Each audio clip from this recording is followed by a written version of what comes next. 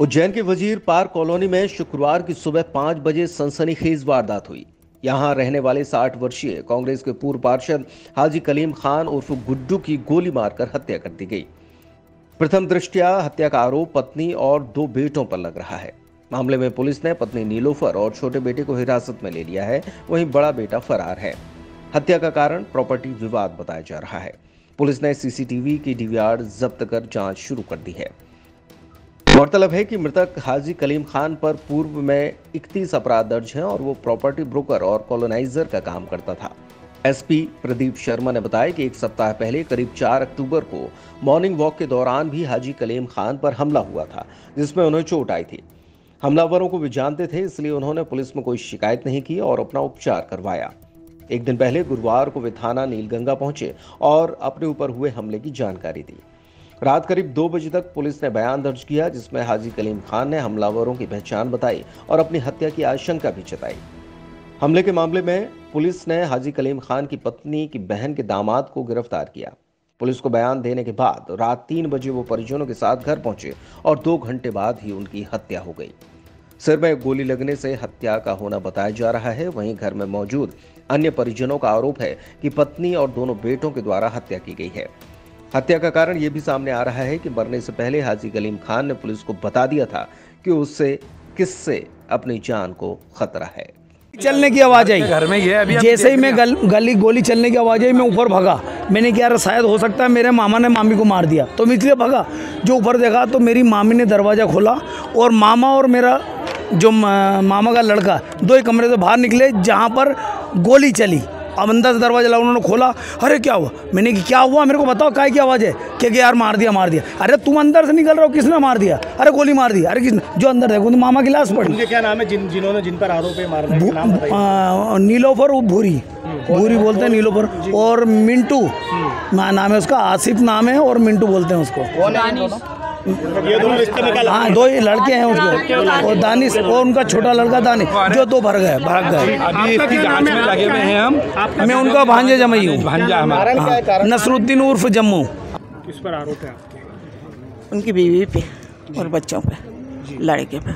क्योंकि हमने भागते हुए देखा है 2 को, आवाज़ हुई बंदूक की, तो हम भागे कि ऊपर से कुछ गिरा। हम जब आए तो 2 भाग रहे थे, और फिर एक हमारा भांजा, इनका पति, वो ऊपर गया कि उन्होंने सोचा कि शायद ऊपर कुछ हुआ। वो ऊपर जाके देखा तो हमारे भाई पे गोली लग चुकी थी, उसका भेजा फायर हो चुका था।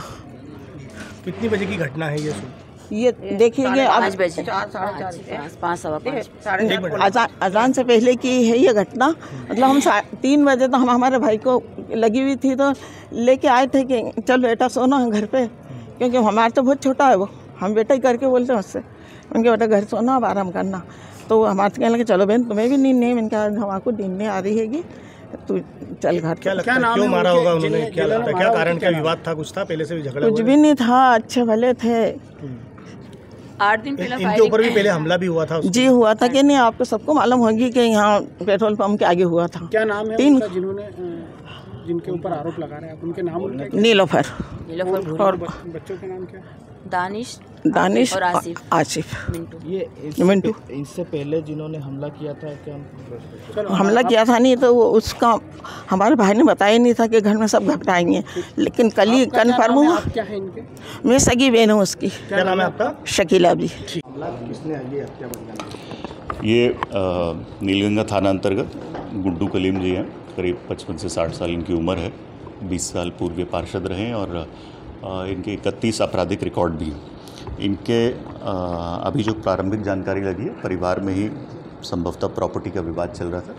ये करीब 3 बजे अपनी बड़ी बहन शकीला और अन्य परिवार के जनसाथियों के साथ अपने घर गए थे। घर वाले इनको घर पर लेकर गए थे और ये अपने बेडरूम में ही थे। इनकी पत्नी वहीं पे थी। घर वालों में जो इनकी बड़ी बहन और अन्य परिवार के सदस्य हैं, भांजे दामाद हैं, उन सब ने इनकी पत्नी नीलोफर और जो दोनों लड़के हैं दानिश और आसिफ, उसका इस घटना में शामिल होना बताया है। पुलिस ने इनके बयान लेके प्राथमिकी FIR दर्ज कर दी है। उनकी पत्नी अभी हमारी कस्टडी में है। बाकी बेटों से और भी लोग हमारी कस्टडी में, जिन सभी से पूछताछ की जा रही है। सर, इसके पहले भी हमला हुआ था, वो क्या पूरा घटनाक्रम था? इनके ऊपर करीब 4-5 दिन पूर्व भी हमला हुआ था। जिसमें ये भागे थे, उनके हाथ में गिरने से चोट आई थी। इसमें इनके परिवार का ही एक रिश्तेदार है, जो पत्नी का ही रिश्तेदार है, पत्नी की बहन का दामाद यानी मौसेरा दामाद हुआ, उसमें उसको हम लोगों ने गिरफ़्तार किया है और ये कल देर रात को ही गिरफ़्तारी हुई है। संभवतः इसी बात का खुलासा होने की वजह से आज ये घटना कारित की गई है। अभी जो इन लोगों को हमने कस्टडी में लिया, उन सभी से हमारी पूछताछ जारी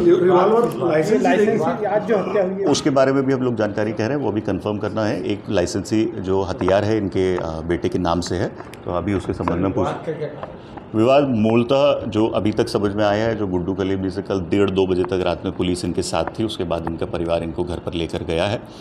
जो 1:30-2 बजे तक हम लोगों को स्थिति समझ में आई है, वो प्रॉपर्टी का ही विवाद अभी तक समझ में आया है और इन्होंने अपनी पत्नी के नाम से पूर्व में सारा जो इनका पैसा था वो उन्होंने अपनी पत्नी के नाम से ही इन्वेस्ट किया हुआ है कई साल पहले से, और वो जितनी प्रॉपर्टी एक्वायर की गई है वो पत्नी के नाम से ही की गई है।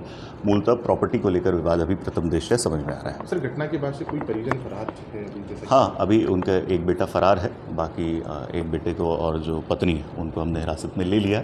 जो पूर्व की घटना थी उसमें जो उनका पत्नी का बहन का दामाद है यानी मौसेरा दामाद है, वो भी हमारी हिरासत में, उन सभी से पूछताछ जारी है। एक गोली लगी है, सर पे लगी है।